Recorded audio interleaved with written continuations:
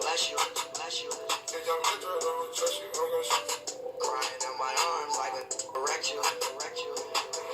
Get your boy and want some more. Yeah, alright. You was right, I was wrong. Yeah, I should've never ever took home. Yeah, I should've just yeah, fantasy on my phone. Yeah, hit it from the back, watching bless you. Yeah, crying in my arms like a wreck you. Welcome to the Zono Sports Show, where you know Zonos. Now, I must say, it is snowing outside this morning, so I'm hoping I can get to work okay?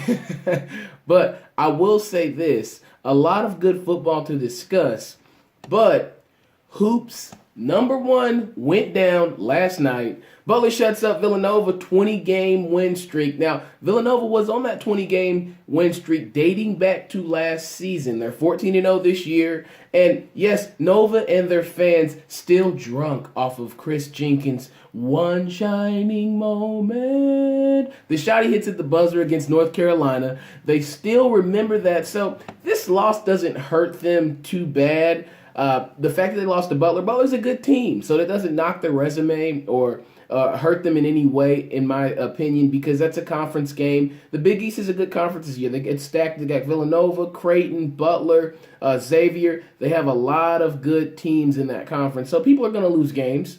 They got outscored 39-27 in the second half. You get outscored by 12 points on the road in the second half, you'll lose a lot of those games. So I'm not too concerned. This Villanova team, the best number one Villanova team that I've seen since that UK team back in 2015 with Cat Towns and also Marcus Teague. So shout out to Villanova. You guys will be all right. Recover from that, but kudos to Butler for getting that done and taking down number one from being undefeated. Now, another big story last night in college basketball. Grayson Allen came back, that's right, back from a one-game suspension. Coach K, I have to ask, did you do this because my neck, and my back? Did you do this because you have back surgery coming up and you didn't want to risk going through that process and not being there to answer all the questions that Jeff Capel might get asked in your absence if, in fact, they were to bring Grayson Allen back while Coach K was still recovering? Because they said he could be out at least 4 weeks. That's a long time. That's a month. So I start to wonder, was this done strategically because of your situation, Coach K? Because in my opinion, what are you teaching this young man when you give him a one-game suspension for a third strike? He stripped 3 people in college playing basketball. Now, where I'm from, you do that on the court. You do that outside street ball. That is a knuckler. That's a fight. That's a brawl. Whatever you want to classify that as, that's what's going to happen. That's what's going to go down. So Grayson Allen, the fact that he's doing this and you give him one game, you may be enabling this young man. You say you're a teacher of men, Coach K. I understand that. However, when you continuously allow someone to get the slightest punishments and allow them, and you coddle them and say that, hey, it's he'll learn from this and we'll do it as long as we need to. Then you do one game. What are you teaching Grayson Allen? I mean, I wouldn't be surprised if he maybe doesn't trip somebody, but, you know, a little in the side or a little in the eyeball. I don't know. But Coach K, I must say I'm very disappointed with the fact that you sit this guy down one game and you don't make him at least think about this. And yes, he thought about it, but one game, what are you telling this man? That are you saying that he's more important to the team than the team is to the university and to college basketball? That's the message that I'm receiving, Coach K, loud and clear. So I mean, yeah, you crushed Georgia Tech 110-57 because that team's probably juiced up, Duke is, because they got their guy Grayson Allen back. But Coach K, come on, man. We got to do better than that, okay? We have to do better than that. But Grayson Allen, great player, but needs to clean it up. Not a little bit, but a lot. Now, switch over to the NBA. Kyrie Irving was hurt last night, and the Bulls became the winning city. Not the windy city, but the winning city. Why? Because they were able to go into the queue, and they were able to beat LeBron James and the Cavs. Does Cleveland need a backup point guard at this point? There's been a lot of talk amongst the NBA and amongst a lot of sports analysts that say they need to maybe go out and sign a free agent point guard. But I say, whoa, pump those brakes, because they have Kay Felder. He played at Oakland. He could be better than Cam Payne. If you don't know Cam Payne, he's a backup point guard for the Oklahoma City Thunder. He's been hurt this year. However, Kay Felder gets buckets. So I really think they should let that young man get some playing time, let him get that experience under his belt, because what is he just like Kyrie? He's a scorer, and scorers find a way to get the ball in the bucket. So you have to understand, allow this rookie to develop, everyone. Don't rush to judgment and say, oh, Cleveland needs to go find a free. They've got a backup. They drafted one. This was a good pick. I really think this was a good pick for them to pick up Kay Felder from Oakland, which is in Michigan, and bring him in there to back up Kyrie for instances like this. Now he needs to gain that game experience, build up that resume, and that maybe he'll get a nice little check here in a few years if he can go ahead and cement himself in the NBA as a fine point guard, which I think he can. But last night, the game felt like the 2015 NBA Finals when LeBron just wasn't enough to beat Golden State. Regardless, despite how well he played in that series, it wasn't enough to beat the Warriors. So I think the Bulls, they got a good team. D-Wade, Mirotic, as well as Rondo and Jimmy Butler especially. They are all playing great. They're a moving machine right now. They've got a lot of different parts that are moving in unison. So I like the Bulls to be able to challenge in the East. I didn't know at first. Everybody said, oh, Cleveland will make it there. Injuries, arguments, locker room stuff. There's a lot of stuff that goes into a season. So we can't just put LeBron and the Cavs in the finals. But we will wait and see, because Golden State looked nice last night against the Trailblazers. And one thing I want to touch on, C.J. McCollum, leave Festus Ezeli alone. Evidently, Festus Ezeli, he hasn't played it all this season. However, he gave a fiery speech after one game a few nights ago, and then he tried to give a second one, and C.J. McCollum stepped in and shut him up and said, hey, you don't even play. You've been riding that bitch. You're not even out here. You should not be speaking. That's an awkward moment in the locker room to interrupt the fiery speech. But I see C.J. McCollum's point, but I don't think if that's someone who just signed for $15 million and you want to welcome him into your team and locker room, you don't do that. If I were C.J. McCollum, let him give his speech. I know it's frustrating. Let him say what he has to say. But after that second one, go up to him and say, hey, man, I understand that you care, but I really don't think guys are feeling you giving speeches just because you won a championship, Festus Ezeli. So cool that off. Please do that. Simmer down now. Simmer down. But that's just me. That's how I would handle it. However, to each his own. To each his own. NFL Wildcard Weekend this weekend. I got to watch all those games. Time to sprinkle some zoetry on Wildcard Weekend. Now, Saturday, the Lions play at Seattle. They've lost 8 straight playoff games. This is the 25th anniversary of their last playoff win. You expect me to believe that the Lions will beat the Seahawks with the 12-man backing them up? Playoff experience versus playoff droughts? No. You are sadly mistaken. Anthony Allen, my boy on Facebook, he called the Lions the biggest sleeper in the playoffs. That's funnier than Kevin Hart with a couple drinks and a little popcorn at one of his comedy shows. I must say, Hook was the #1 movie the last time the Lions won a playoff game. Black and White was the #1 song last time that the Lions won a playoff game. And that's by Michael Jackson, if you didn't know. But I just don't think the Lions will have it this year. I don't think they'll have it next year. I don't know when the Lions will have it, but this year ain't the year. However, we got another game to look at.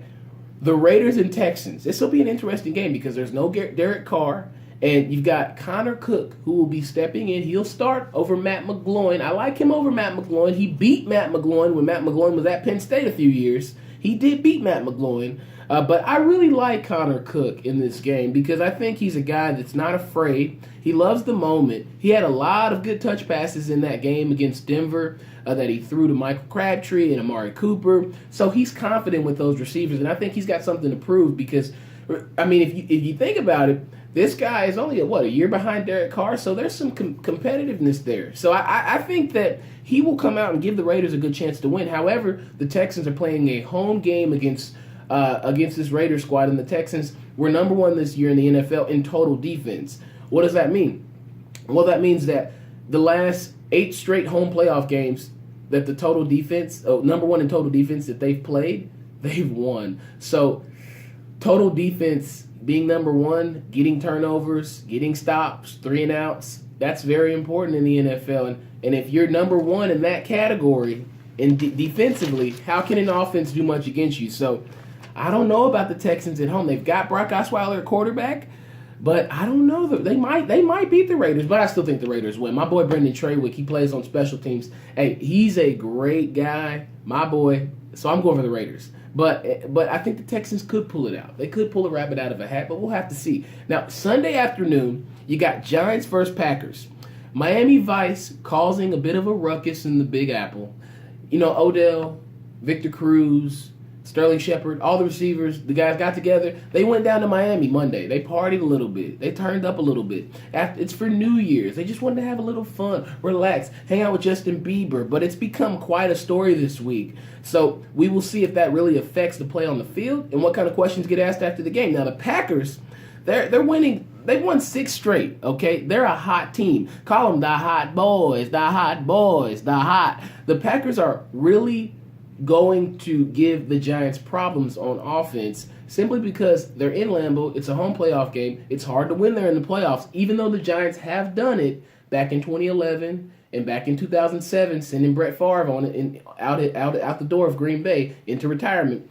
I really like this Packers team, though. I think they can win this game and actually outscore the Giants pretty bad because I just don't think the Giants have enough offense. They haven't scored over 20 points in the last 5 games. They got a good defense, but it's not going to happen. Now, Steelers versus the Dolphins. That's another matchup that I'm looking at for Sunday. Antonio Brown, Le'Veon Bell, Big Ben, they're a 3-man band. I think they will out-offense the Miami Dolphins. Yes, this defense is okay, but I like the Steelers because playoff defense is something the Steelers have mastered. You have guys there like Cameron Hayward, who's been in the league a few years now, and you have guys there like, who am I looking for? Our man, Jarvis Jones. He's played in playoff games. You also have guys like Ryan Shazier, who's athletic, who can make plays. You've got William Gay in the secondary. He's played in many playoff games. He's right here from Louisville. So I really like the Steelers team and the defense that's used to playoff football. Miami, yes, they've got Ndamukong Suh. They've got a lot of people, Kiko Alonso. They've got many players on that roster that can make a difference. However, I just don't see it for the Dolphins. Even though it's a home game for them, I do not see the Dolphins winning this game simply because the Steelers have much more talent offensively and they've got a better defense. So good luck to the Dolphins. However, I'm not feeling them winning this game, even with their run game with Jay Ajayi. It won't happen. It will not happen. Why? Because playoff experience is a big part, plays a big role into the whole grand scheme of things. When you talk about winning a Super Bowl, winning a championship. Now, to cap off our show today, of course, I've got some national championship juice to talk about.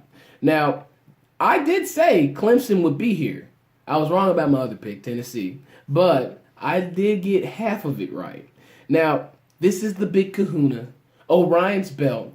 A grudge match for the ages. A rematch of last year's game. Deshaun Watson, does he have enough arrows to stifle the hearts of Alabama and all the Crimson Tide fans across the country?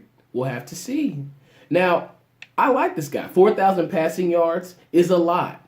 38 touchdowns is a lot. However, 17 interceptions, Mr. Watson, concerns me. Why? Because Alabama, they've scored 12 defensive touchdowns this year. That's almost 1 touchdown every game. So if you throw a pick in this game and it goes to number 18, it could go to 7 points for Alabama. So protect the football, Deshaun Watson. You didn't win the Heisman. This is your opportunity to let the Heisman voters know. Let me know. Let the world know. Let Zoe know that you are the best player and you should have won the Heisman Trophy over Lamar Jackson. Show us. We want to see it. We can tell it hurts you. Dabo Swinney lets us know it hurts you. He lets us know that he thinks you're the best quarterback in the country. So you got to show me, man. Show me something, baby. Now, Clemson defense, they play focused. They can't play dirty. They've got to be focused like last game against Ohio State, though. But the reason I say they can't play dirty, they show Wilkins, number 42, come over and get a little underneath one of the Ohio State players, Curtis Samuel. And it was really awkward because people don't see that stuff that happens under the pile. I've seen it. It's happened to me. I've been grabbed and groped under a football pile before. However, you can't do this in the open. And Ben Boulware, he's a linebacker, he came out and defended his teammate's groin grab and basically said, hey, anybody who plays football, they know what happens. It's a locker room. We're together a lot, and these type of things go on over and over. Now, I like Ben Boulware. I really like him. I think he's an intense player. I think he's rough, tough. He's your typical linebacker. He will knock you out. But Mr. Boulware, this explanation, little funny. If I were you, I would have just said, hey, my teammate was just playing, being competitive. That's pretty rough. Things happen here and there, but it's nothing to be concerned about. Something along those lines, but not trying to justify that stuff goes on. That's what we do. We've done it all year. I don't like the explanation behind that. I don't think I've ever, in my years of playing football, went below the belt and got a handful of whatever that is down there. I don't think I've done that, Clemson. So you please help me understand the reasoning for why that's okay. But besides the fact, this game will be a great game. Alabama's got Jalen Hurts at quarterback. He will make plays with his legs with the run-pass option, and also he'll throw and hit a lot of his receivers. I really like Damian Harris. I like Bo Scarborough, the way he played in the SEC Championship. He'll come ready to play. This will be a high-scoring game, not like last year, not in the 40s, but I do think Clemson will win this game with offense. I think this defense can play well enough to hold Alabama under 30 points, maybe potentially under 28 points, and I think this could be maybe a 35-28 game, something like that. Clemson wins, or a 31-27 game maybe, something along those lines. But I think this will be a very entertaining game. I think it'll be compelling because you'll have the rematch story going on, but it'll just be good to watch. It's like a college football Super Bowl, just because we've never seen this rematch type deal with two elite teams back-to-back years and probably quite a long time. I'm sure there's been a rematch in the national championship, but for this rematch, we've never seen this type of rematch with these type of talents and this type of team. So I look forward to watching this national championship on Monday. Shout out to my daddy, God rest his soul. He would love watching this. He didn't get to see the first one, but maybe he'll ask the seat next to oh Lord and say, hey, let me check this out. But next show, championship reaction from me and Zono's playoff weekend takeaway. I'll have to tell you what I thought about the games, who played well, who didn't play well, and then I'll give you my reaction for Monday night, the main dance that we'll have to discuss.